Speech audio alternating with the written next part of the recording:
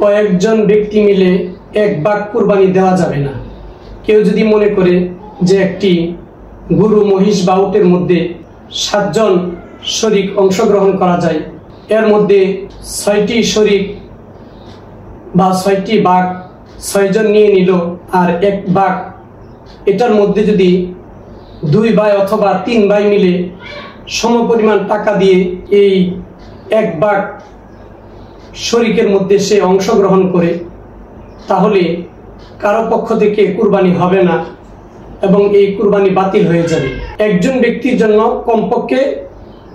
যে সমস্ত পশু 7 শরিকে দেওয়া যায়, তার মধ্যে যদি কেউ অংশগ্রহণ করতে চায়, তাহলে একজনের পক্ষ থেকে এক ভাগ বা একটি শরিক নিতে হবে। একজনের পক্ষ থেকে যদি একটি শরিক গ্রহণ করে, তাহলে তার পক্ষ থেকে কুরবানি হবে। অন্যথায় যদি একাধিক ব্যক্তি মিলে অথবা 2 বা 3 ভাই মিলে মনে করে 7 শরিকের বা 7 ভাগের এক ভাগ আমরা 2 ভাই বা 3 ভাই মিলে সমপরিমাণ টাকা দিয়ে আমরা একটি ভাগ বা শরিক গ্রহণ করব, তাহলে